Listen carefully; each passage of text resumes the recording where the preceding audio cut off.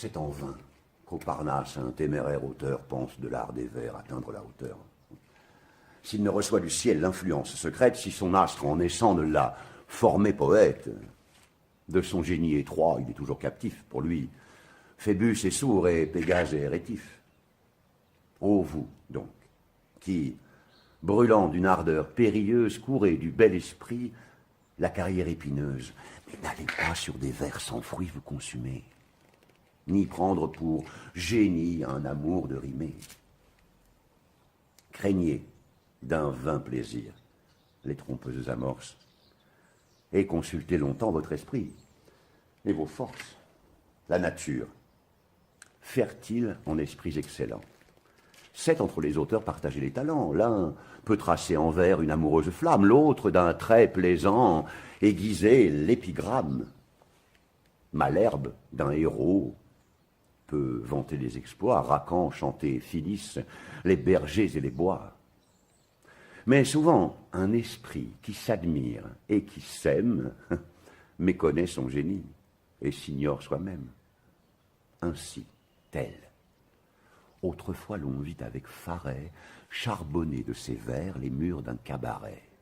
S'en va, mal à propos, d'une voix insolente, chanter du peuple hébreu la fuite triomphante. Et poursuivant Moïse à travers les déserts, court avec Pharaon se jeter dans la mer.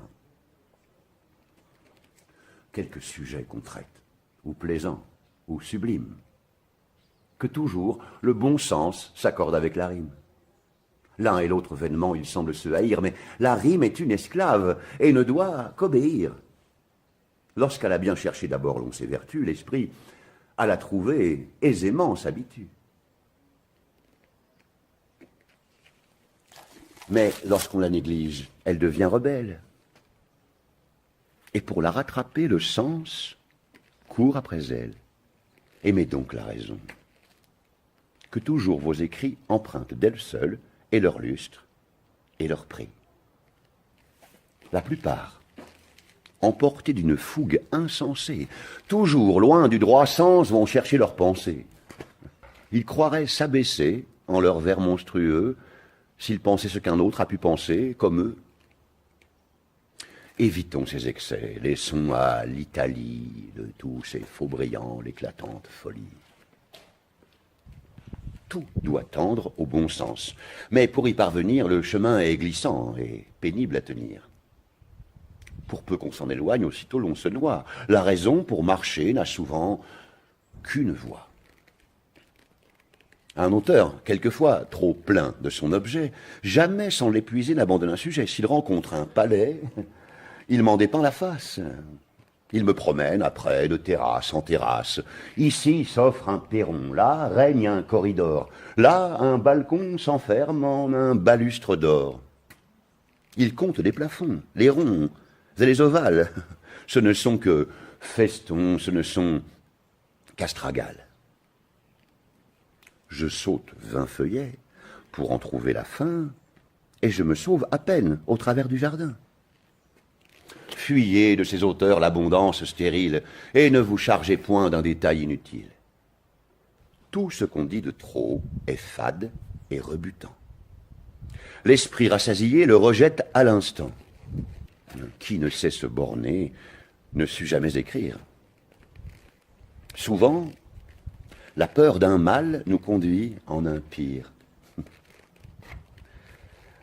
Ah, un vers était trop faible et vous le rendez dur.